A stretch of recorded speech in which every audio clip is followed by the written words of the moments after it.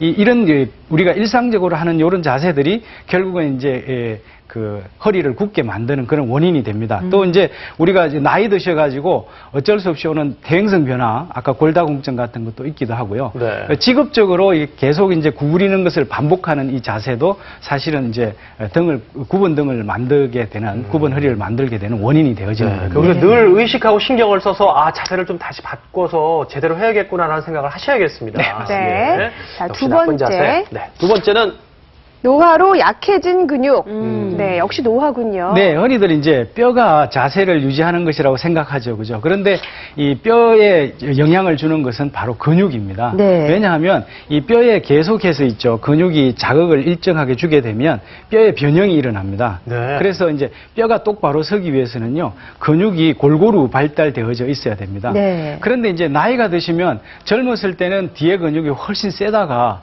나이 드시면 앞 근육이 더 세어지게 됩니다. 그래서 등의 근육이 약해지게 되니까 뼈가 이걸수록 고개를 숙이는 것이 아니라 앞 근육이 강해지고 뒷 근육이 약해지니까 자꾸 구부러지게 되시는 거죠. 네. 그래서 이제 올바른 자세를 유지하기 위해서는 골고루 이제 근육이 발달되어져 있어야 되는데요. 제가 비유하자면 이 건물에도 이제 그 기둥이 있지 않습니까? 네. 기둥 안에 있는 골조를 뼈라고 생각하고요. 골조를 바르고 있는 그 시멘트를 근육이라고 생각하시면 됩니다. 그래서 골조가 똑바로 서 있게 하기 위해서는 근육이 똑바로 이렇게 골고루 이렇게 시멘트가 골고루 발려져 있어야 되듯이 그렇죠. 우리 몸도 있죠. 근육이 앞뒤로 잘 발달되어 있어야만 이게 똑바른 자세를 유지할 수가 있게 되는 거죠. 네, 그렇군요. 자, 세 번째 내 허리가 굽은 이유는요.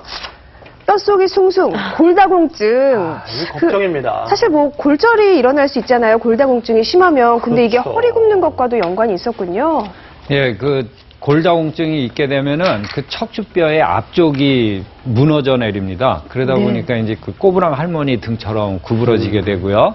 그래가지고 그 척추뼈가 전체적으로 주저앉다 보니까 또 키도 작아져요. 그래서 이렇게 등이 굽는 꼬부랑 할머니 자세가 나온다든가 키가 작아지고 다른 부위에 이제 골절이 있다고 하시면은 골다공증을 의심하고 꼭 병원을 찾아가시는 게 좋습니다. 네, 알겠습니다. 자, 마지막 이유는요. 새우등이 오히려 편한 척추관 협착증인데요. 척추관 협착증은 어떤 병인가요? 그 척추관 협착증이라는 건 그 말씀 그대로 척추신경관, 척추관이 좁아지는, 협착되면서 그 신경, 그 안에 있는 신경이 압박돼가지고 다리로 가는 신경이 이제 압박돼서 다리가 저리고 그런 증상인데 그 증상이 보면은 그 뒤로 화면에서 보시지 뒤로 제끼면은 허리를 뒤로 젖히면은 그게 더 신경이 더 압박이 됩니다. 그리고 또 거꾸로 허리를 이렇게 구부리다 보면은 또 그 신경관이 넓어져서 그 편한 증상이 띄게 되고요. 그러다 보니까 이 척추관 협착증이 있으신 분들이 보면은 습관적으로 앞으로 구부리는 그 자세를 취하게 돼요. 증상을 완화시키기 위해서요.